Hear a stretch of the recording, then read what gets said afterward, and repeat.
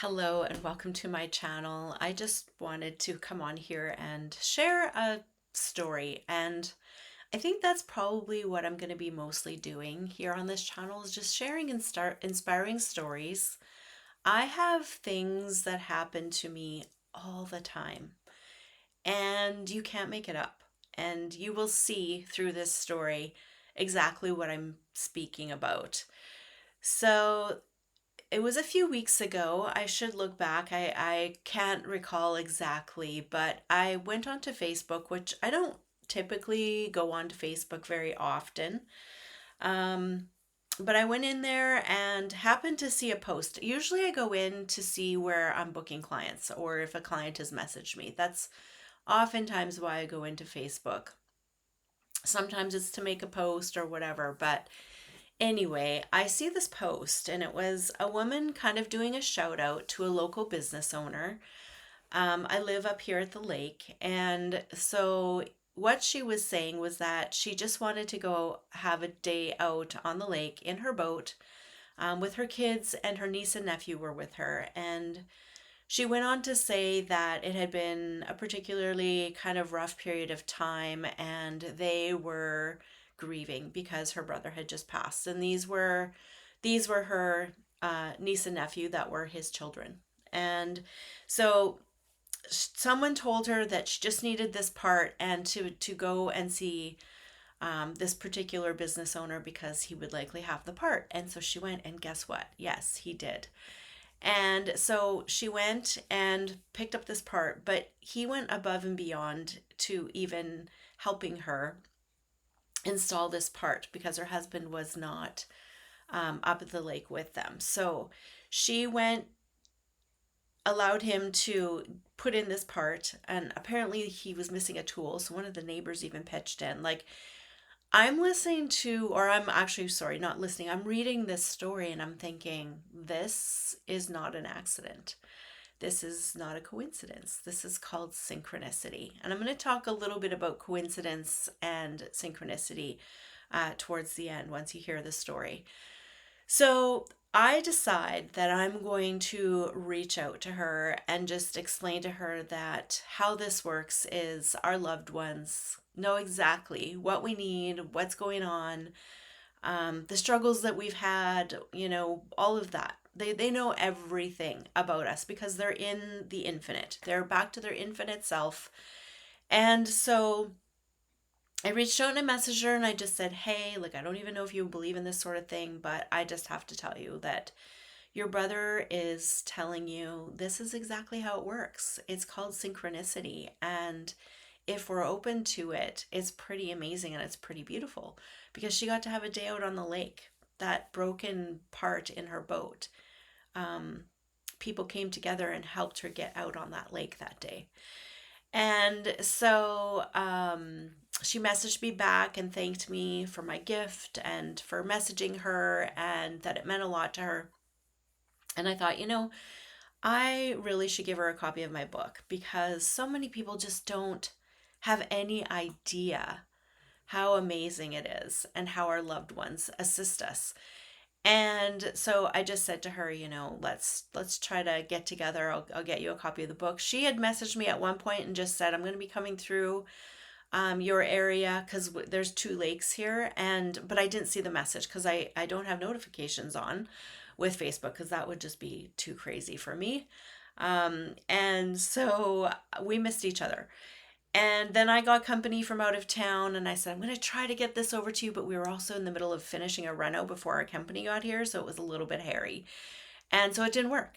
But again, this is the synchronistic pieces of how this works. Okay. So couldn't get the book to her, didn't get it to work out last weekend, but this weekend it was uh funny because we just finished having supper. My husband said he wanted to go for ice cream, and I remembered. I was like, oh yeah, I need to get this book to this lady.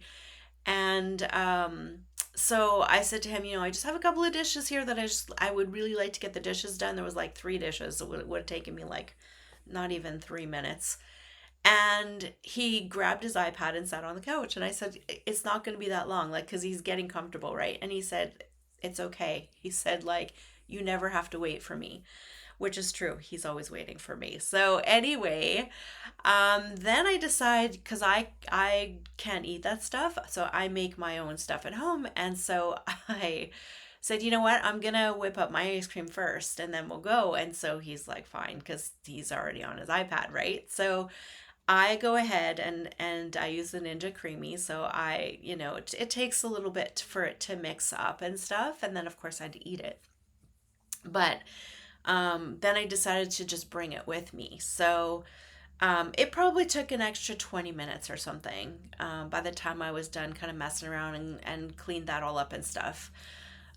So we get in the car. I have my ice cream with me and we go. And so I messaged her when we get there. I said, I'm sorry, this is really short notice, but I was thinking of popping by because now she's kind of told me where her spot is at the lake. And I said, I was thinking of popping by to bring you this book. And I said, and if you're not around, then maybe what I'll do is I'll just leave it at the store for you and you can pick it up there. And she says, what? We're here. And as we were pulling up, I did see some people just getting up to the ice cream window. And but I, hadn't looked at my phone yet. So I checked my phone to see if she had responded. And I'm like, wait, what? There, I look and there she is. So I grabbed the book because I was just going to wait in the car and we were just going to eat our ice cream together. So I grab the book and I go out, and of course I said, "Can I give you a hug?" And I gave her a big hug. And so her sister-in-law was there. So the lady whose husband had passed, and she was there with her kids, and like both families were there. And so I got to meet them all, and gave a few messages just to the wife, just to say you are strong and you are stronger than you think you are. And I know he was the one telling me this as I was hugging her, and I was just saying this in her ear, and I just said, like, you're already seeing how strong you are and because of the things that you're doing. And she said, yes, I don't know what she said exactly, but I just did something with the camper today. She fixed something on the camper or did something with the camper on her own. And so I high-fived her and I said, see, this is how it works. And so yeah, like even when I met this lady that I was giving the book to, the sister, I said to her, see, you can't make this stuff up. Like that we were both there. If we had gone right after we finished our supper, like when my husband wanted to go and I didn't, like, again, think that it was my idea to do the dishes first before we left, we would have missed them. Excuse me, because we would have been there probably 20 minutes sooner. So yeah, this is the synchronicity of how this works. And so it's just never ending amazement to me. And so I'm going to put a link to my book, but that's the whole reason I wrote my book. And I just want to share a little bit about my journey as a medium, like, which is what my book is about. I didn't believe in this stuff. I thought psychics and mediums were like unicorns, they didn't exist. Even though I've always known things, you just don't realize that that's not the norm. Like, I thought people just know things. Like, until my husband and I, when we were dating, he just one day he said to me, how do you know things? And I just looked at him like, doesn't everybody know things? And he was like, no, not like you do. And that's kind of, again, it makes you go, okay, wait, what? I'm different. And so the book really came together in that I thought, I'm going to start writing down these stories because I would just give total random strangers messages, like on airplanes, in grocery stores, like, just loved ones will get their message through however they need to. And I actually had a deal with spirit that they had to clear the space because I wasn't going to give someone messages in front of a bunch of people where they're going to cry, and they would always clear the space to make it happen. And so it just never ceases to amaze me. And so I said earlier that I wanted to say I've removed the word coincidence from my vocabulary. Why? Because I think when you do that, you take away from the power of what is going on when these synchronicities are happening. When you say, oh, that's a coincidence, that's like saying it couldn't be something greater. It's actually no big deal. It was just an accident. Whereas I choose to acknowledge that it's not an accident and that it's actually very well orchestrated. And, even down to my husband grabbing his iPad, down to me saying I want to make ice cream and do the dishes, like that was all synchronistic. I mean, we literally were pulling up as they went up to get their ice cream or to order their ice cream. So, um, it's just so beautiful. And if you're willing to be open and see, and I was a skeptic. So if you're a skeptic, that's okay. I call that running things through your truth filter. Like you're looking for the BS, right? Like the lies. But you have to keep an open mind. And then when you get shown the depth and the reality of it, like there's no mistaking it. There's no, like, once your eyes have been opened and you see it, like there's no going back.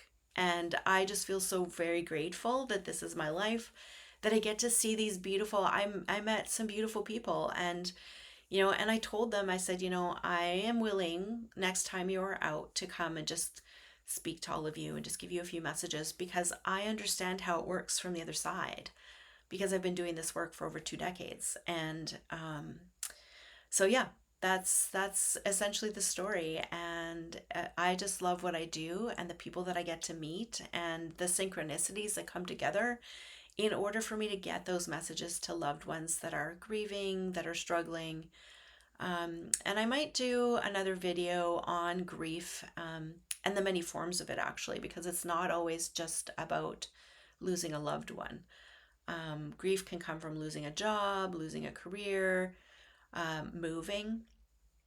And so I'm going to share my story on that as well, because I want to share these stories so that it helps people, look at maybe things that they're struggling with, give some insight, help with healing, pain, because our loved ones don't want us to be in pain. They want us to be happy for them, um, on their journey, because it's not the end. Death is not the end. It's a new beginning. It's a new beginning for them.